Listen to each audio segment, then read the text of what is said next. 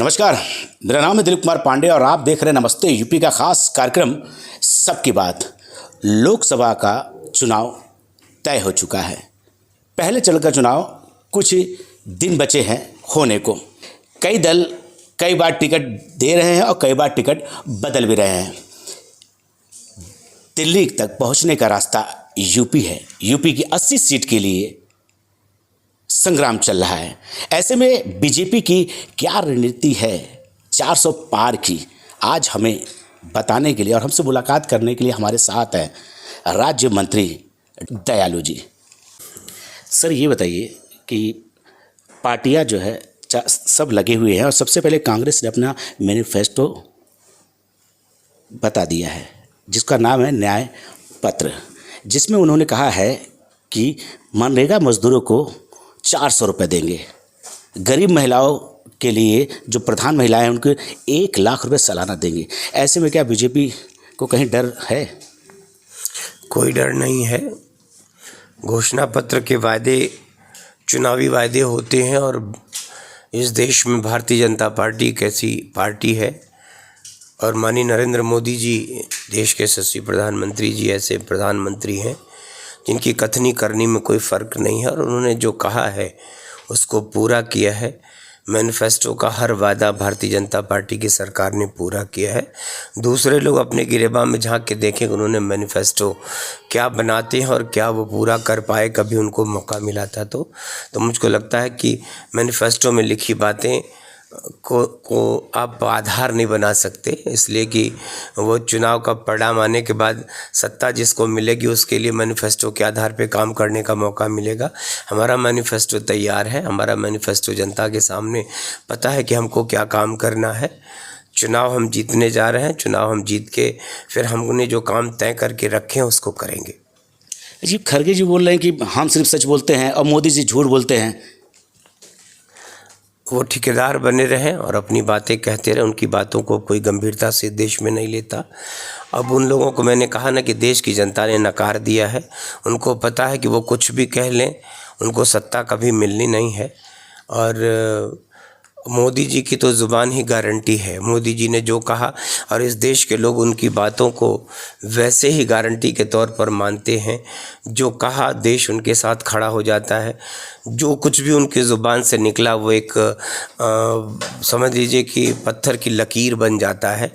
तो ऐसे में खड़गे जी क्या कहते हैं, राहुल गांधी क्या कहते हैं, प्रियंका गांधी क्या कहती हैं, भारतीय जनता पार्टी उनको गंभीरता से नहीं लेती और देश भी नहीं लेता। अच्छा सर, पिछली बार आपने देखा लोकसभा में पश्चिम यूपी में सीटें कम थी। देखिए, जातिगत समीकरण उत्तर प्रदेश ही नहीं देश में जो जातियों के चलते जातिवादी पार्टियों ने एक तिलिस्म बना के रखा था, मोदी जी और भारतीय जनता पार्टी की सरकार ने जातिगत उस तिलिस्म को तोड़ दिया है। गरीब, पिछड़े, दलित, वनवासी, आदिवासी, कोई ऐसी बिरादरी नहीं जो भारतीय जनता पार्टी के साथ न खड़ी हो और उसी के चलते आपने पिछले दिनों उत्तर प्रदेश में जो 2 चुनाव हुए उसका परिणाम आपने देखा कि चमत्कारिक रूप से उत्तर प्रदेश की जनता ने भारतीय जनता पार्टी को वोट दिया। उत्तर प्रदेश की 70 से ज़्यादा सीटें भारतीय जनता पार्टी ने जीता था। वो एक देश के लिए, लोगों के लिए चमत्कार था। चमत्कार इसीलिए संभव हुआ कि हर व्यक्ति, गरीब और नौजवान, माताएं, बहनें, इस देश के किसान, कोई ऐसा तबका नहीं है जो भारतीय जनता पार्टी के साथ मन की गहराई से न खड़ा हो और इसीलिए जातिवादी पार्टियां और लोगों को भरमाने लुभाने वाली पार्टियां जो जाति के नाम पर समाज को गुमराह करती थी, धर्म के नाम पर एक दूसरे को लड़ाने का काम करती थी, वो सारा तिलिस्म टूट चुका है। एक दो सवाल और मेरे बस हैं कि अजय राय फिर से बनारसी से चुनाव लड़ने को टिकट मिल गया है, संसदीय क्षेत्र आपका भी रहा है क्षेत्र। ऐसे में क्या लगता है कि बीजेपी में जब थे अजय राय, कांग्रेस से लड़ रहे हैं, दोनों में अंतर, मतलब अब वो बोलने लगे कि बीजेपी में वो बात नहीं रही। अजय राय इसके पहले हर चुनाव लड़ते हैं, लगातार चुनाव हार रहे हैं अजय राय विधानसभा भी नहीं जीत पाते। लोकसभा का चुनाव वो सिर्फ इसलिए लड़ना चाहते हैं कि उनके सामने नरेंद्र मोदी जी वाराणसी के उम्मीदवार हैं और बहुत सारे लोग बनारस ताल ठोक के, दिल्ली तक के नेता आके ताल ठोक के बनारस में चले गए। बनारस का परिणाम आपको पता है कि ऐतिहासिक रूप से और इस बार रिकॉर्ड मतों से काशी अपने नेता और अपना जो सांसद चुनेंगी वो ऐतिहासिक रिकॉर्ड मतों से चुनेगी। अजय राय के होने न होने से परिणामों पर कोई फर्क वाराणसी में नहीं पड़ता। मुस्लिम समीकरण कैसे देखते हैं मुख्तार अंसारी की मौत के बाद? मुस्लिम समीकरण कुछ ऐसा नहीं है। मुख्तार कोई बहुत बड़े धार्मिक गुरु नहीं थे, कोई महात्मा नहीं थे, वो एक अपराधी थे। और अपराधी की मौत के बाद जो जैसे सदैव होता रहा, देश की जनता किसी अपराधी के पीछे नहीं खड़ी हो सकती, चाहे वो किसी जाति, किसी मजहब और किसी कौम का ना हो।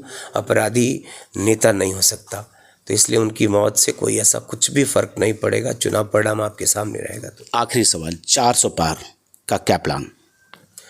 400 के पार ये देश जो संकल्प है वो 100% पूरा होगा।